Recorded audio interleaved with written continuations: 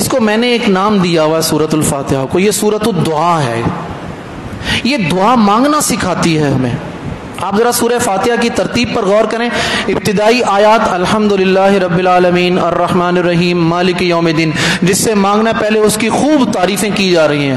اللہ تو ہی تو ہے، بس تیرے علاوہ اور کوئی نہیں۔ اللہ تو آقا، تو مالک، تو خالق، تو رازق، تو پیدا کرنے والا، تو پالنہار، تو کائنات کا نظام چلانے والا، سب کچھ تیرے ہاتھ میں۔ جب ساری تعریفیں کر دیں پھر کہا اللہ میں تیرا ہوں۔ اعوذ باللہ من الشیطان الرجیم، بسم اللہ الرحمن الرحیم۔ الحمد للہ الذی خلقنا ورزقنا وانعمنا علی نعم ظاہرا وباطنا، افضل الصلاة وازکی السلام علی نبینا محمد صلی اللہ علیہ وسلم وعلى آلہ وصحبہ اجمعین وعلى من اتبع الہدى الی یوم الدین، اما بعد۔ میرے قابل احترام سامعین، اللہ تعالی ہم سب کو شیطان کے شر سے اپنی عافیت عطا کرے۔ مجھے اس مختصر سی گفتگو میں آپ کے سامنے چند نکات رکھنے ہیں۔ ہر وہ ساتھی جو تحریکی مزاج کے ساتھ ہے، دعوتی سوچ کے ساتھ ہے، چینج ہونا چاہتا ہے، خیر کی طرف آنا چاہتا ہے، یا اپنی زندگی میں خیر کا آغاز کرنا چاہتا ہے، اس کے ذہن میں سوچ آ گئی کہ مجھے اب اپنی زندگی اس طرح گزارنی ہے جیسا کہ رسول اللہ صلی اللہ علیہ وسلم نے گزاری۔ تو اس حوالے سے عام لوگوں کے لیے بھی اور جو جماعتی احباب ہیں، کارکنان ہیں، ان سب کے لیے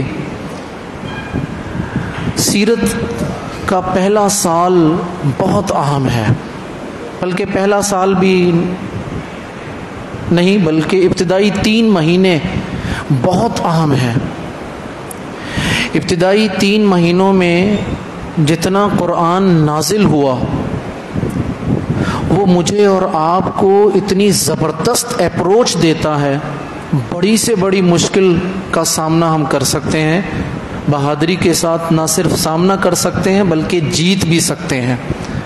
کتنے ہی نامساعد حالات کیوں نہ ہوں، وسائل بالکل نہ ہوں، کمزوری ہو ہر اعتبار سے، لیکن رسول اللہ صلی اللہ علیہ وسلم کو یہ جو ابتدائی 3 ماہ میں جو کچھ اللہ کی طرف سے عطا کیا گیا، وہ یقین کریں کمال عطا کیا گیا تھا۔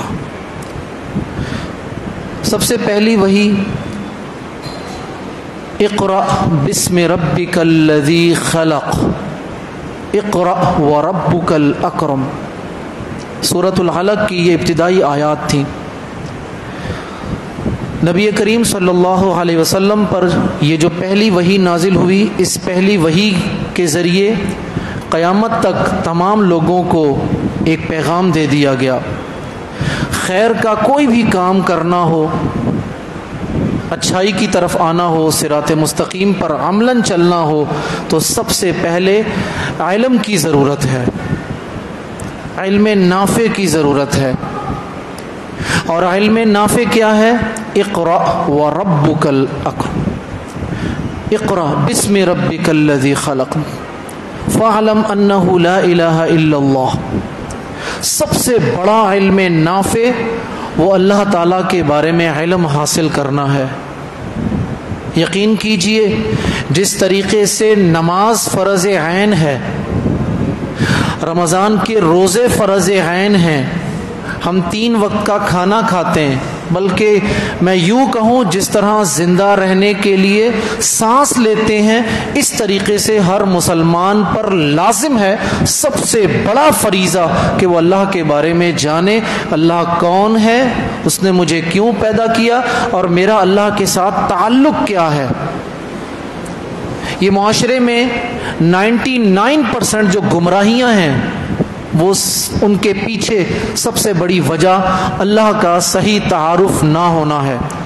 آپ جس بدعت کا رد کرنا چاہیں تو سب سے پہلے بنیاد وہاں یہی نکلتی ہے کہ وہ اللہ تعالیٰ کو جانتے ہی نہیں ہیں یہ لوگ.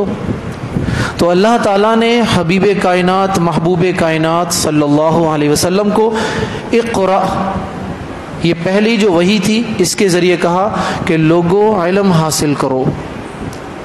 تو میرے خیال میں علم جو ہے وہ سب سے بڑا علم کون سا ہے؟ اللہ تعالیٰ کے بارے میں. اور اس کے بارے میں اللہ کے نبی صلی اللہ علیہ وسلم دعا بھی مانگا کرتے تھے، اللہم انی اسألک علما نافعا، اللہ تجھے علم نافع مانگتا ہوں تجھ سے. علم نافع کون سا ہے؟ اللہ کے بارے میں. جب کسی مسلمان کے پاس علم نافع ہوگا، یقین کر لیجئے اس کی چھوٹی چھوٹی نیکیاں مثل پہاڑ بن جائیں گی، کوہ طور کی طرح اس کی نیکیاں ہوں گی.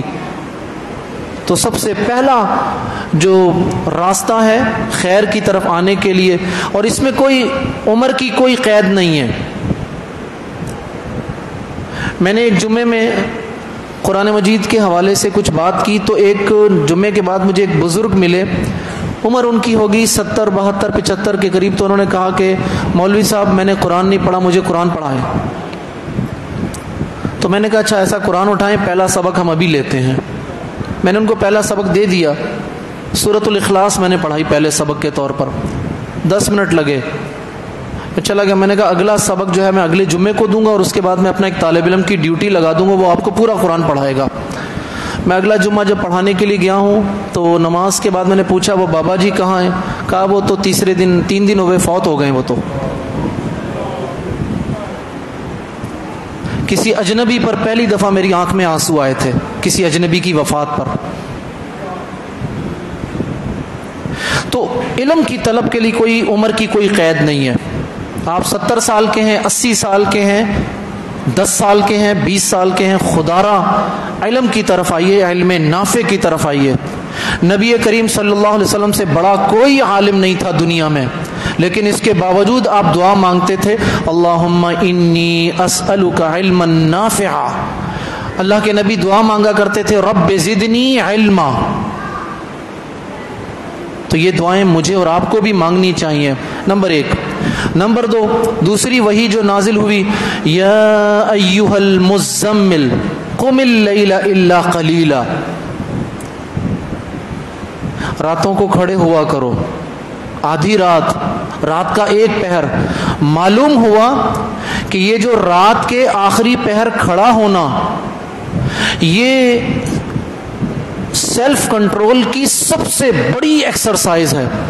جو شخص اپنے نفس پر قابو پا کر رات کے آخری پہر اٹھ کر اللہ کے سامنے سر بسجود ہو سکتا ہے، یقین کیجئے وہ دنیا کی ہر برائی کے مقابلے میں کھڑا ہو سکتا ہے. کیونکہ نیند چھوڑنا، بستر کو چھوڑنا، یہ دنیا کا مشکل ترین کام ہے. دیکھ لیجئے فجر کی نماز میں کتنا رش ہوتا ہے ہماری مسجدوں میں، نہیں ہوتا رش. رمضان میں کیا ہوتا ہے؟ ہمارا ایمان بوسٹ ہوتا ہے بہت زیادہ. تو ایمان بوسٹنگ پوزیشن میں ہے، ہماری نمازیں، ہماری مسجدیں فجر کی نماز میں بھری بھی ہوتی ہیں. تو ایمان والوں، میرے قابل احترام سامعین، اور بالخصوص میرے جو تحریکی ساتھی ہیں، جماعتی احباب ہیں، واللہ ان کے لیے تو اس دور میں، پرفتن دور میں، یہ جو رات کے آخری حصے کا قیام ہے، تہجد، قیام اللیل، یہ تو لازم ہے. دائی کے لیے یہ فرض عین کی طرح ہے. آپ خود دیکھیے گا کہ جب آپ رات کے آخری پہر اٹھنا شروع ہوں گے، آپ اپنے اندر خود ایسی تبدیلی پائیں گے جو آپ کے لیے خود حیران کن ہوگی. اس سے بڑا ضبط نفس اور سیلف کنٹرول کا اور کوئی کام نہیں ہو سکتا.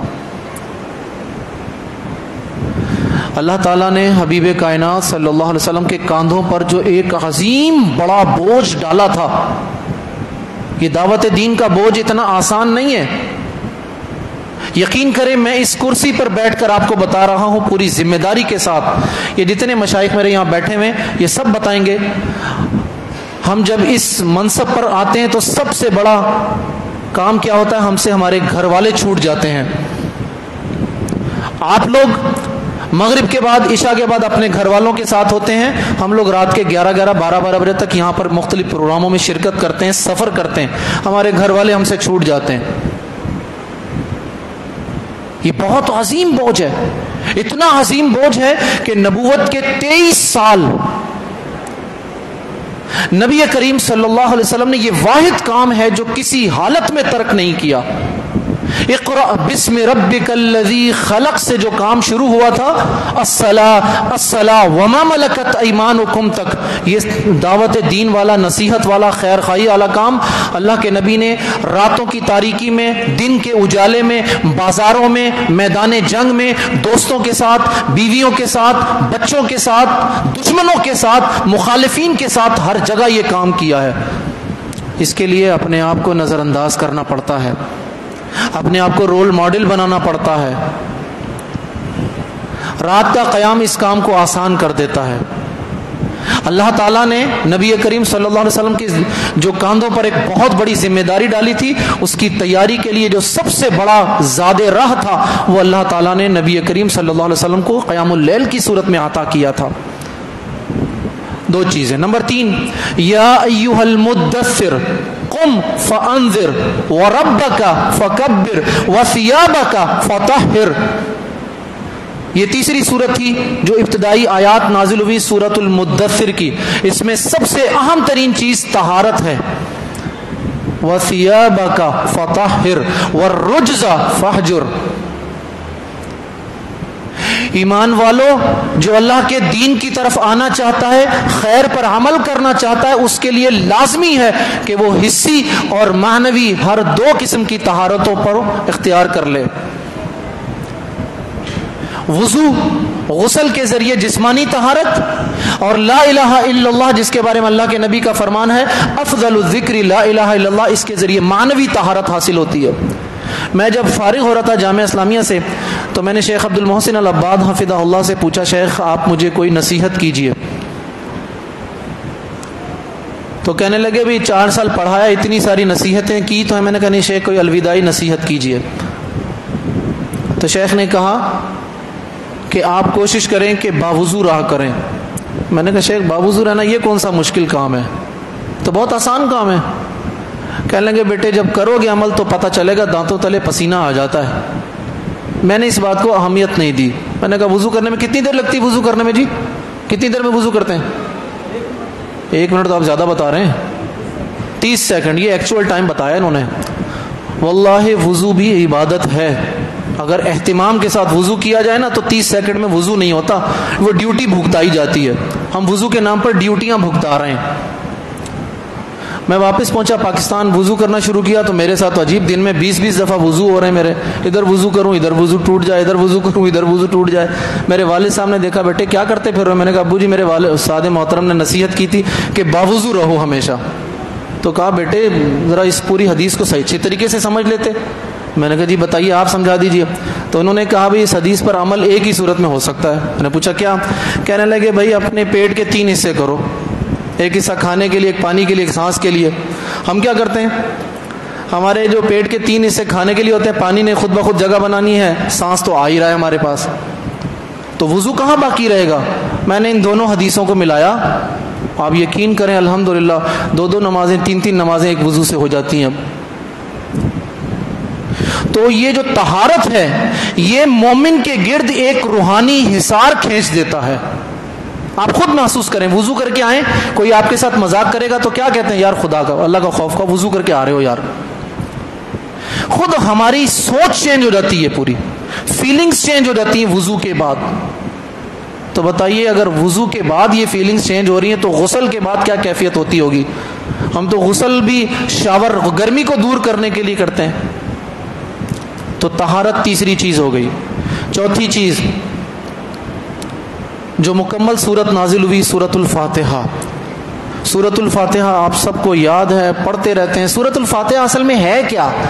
اس کو میں نے ایک نام دیا ہوا ہے سورۃ الفاتحہ کو, یہ سورۃ الدعا ہے. یہ دعا مانگنا سکھاتی ہے ہمیں. آپ ذرا سورہ فاتحہ کی ترتیب پر غور کریں.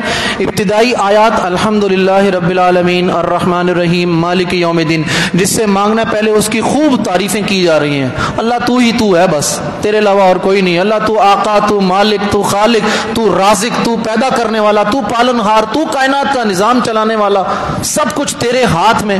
جب ساری تعریفیں کر دی پھر کہا اللہ میں تیرا ہوں. ایاک نعبد و ایاک نستعین، اللہ میں تیرا ہوں. پہلے اپنے رب کی تعریفیں بیان کی، پھر کہا اللہ میں تیرا ہوں. اللہ تیرا بن کر رہنا چاہتا ہوں، پروف بھی کروں گا، تجھ سے مانگوں گا تیرے علاوہ اور کسی کے سامنے ہاتھ نہیں پھیلیں گے. جب بات کلیئر ہو گئی پھر کہہ دیا سب سے بڑی دعا مانگی ہے. کون سی دعا ہے سب سے بڑی؟ بیٹے جی کون سی دعا ہے؟ اہدنا الصراط المستقیم. واللہ باللہ تاللہ، اس سے بڑی دعا کائنات میں کوئی نہیں ملے گی آپ کو. اے اللہ صراط مستقیم کا راستہ دکھا دے. تو سورۃ الفاتحہ دعا مانگنا سکھاتی ہے. تو بات یہ ہے کہ آپ زندگی کے ہر مرحلے پر مانگنا سیکھ لیجئے. اللہ کے نبی سے ایک کتاب ملتی ہے حصن المسلم کے نام سے، چھوٹی سی کتاب ہے، وہ کتاب لے لیجئے. موبائل کی طرح وہ بھی اپنی جیب میں رکھیں. وضو کرنے جا رہے ہیں باہر رکھ دیجئے. اگر اس کو کوئی چوری بھی کر لے گا تو اچھا ہی ہے نا، ایک اور خرید لیجئے. ایک تو کتابوں کی چوری بھی ختم ہو گئی اب اس دور میں. بھائی دعاؤں کی کتاب خریدیں یہاں رکھ دیں.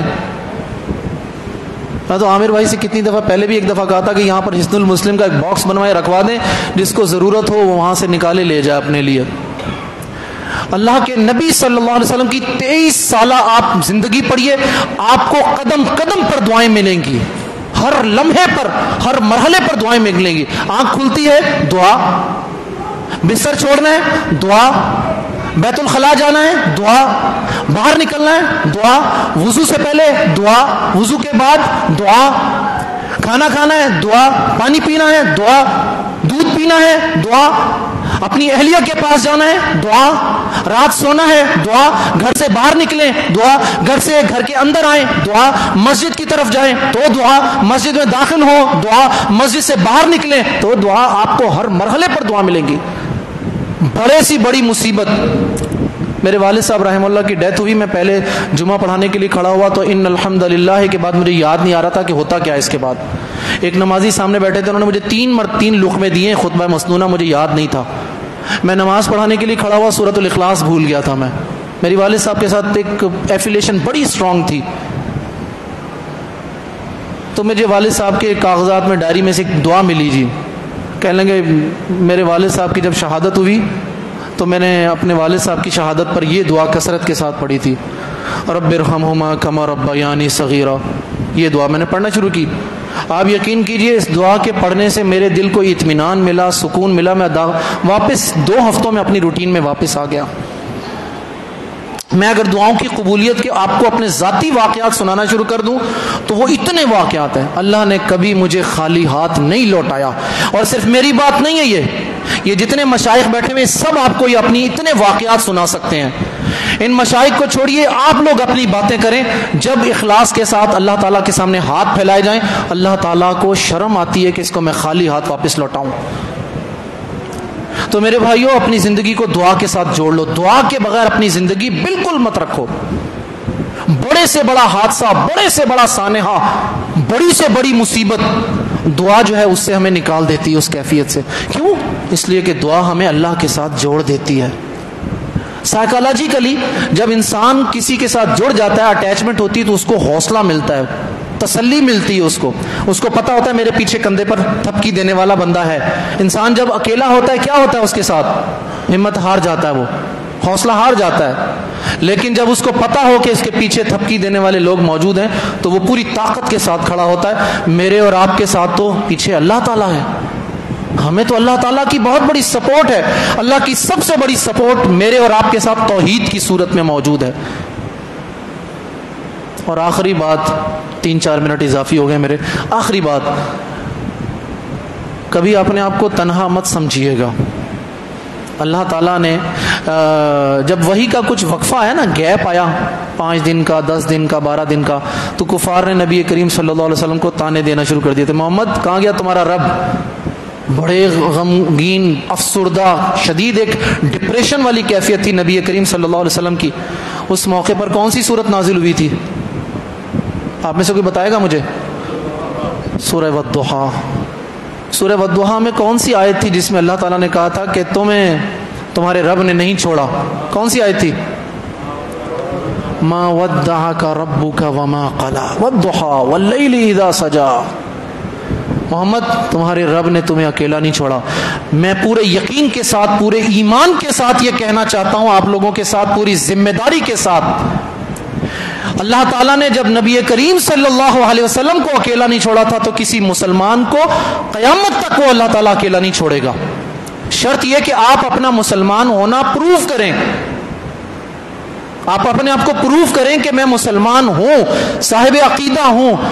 ذرا سوچئے گا، جب ہندو کو بتوں سے اولادیں مل سکتی ہیں، سکھوں کو اپنے گردوارے سے فائدے مل سکتے ہیں، یہودی، عیسائی، ملحد، یہاں تک کہ اللہ تعالیٰ کو گالیاں دینے والے خباثہ، وہ جب جس کے ساتھ اٹیچ ہوتے ہیں وہاں سے ان کو کچھ ملتا ہے. اللہ تعالیٰ نے وہاں دنیاوی اسباب کے اعتبار سے جب وہاں کوئی رکاوٹ کھڑی نہیں کی تو میں اور آپ تو ڈائریکٹ اللہ کے ساتھ جڑے ہوئے. کیا خیال ہے اللہ تعالیٰ ہمیں محروم کرے گا؟ اللہ تعالیٰ ہمیں اکیلا چھوڑے گا؟ کبھی بھی ایسا نہیں ہو سکتا.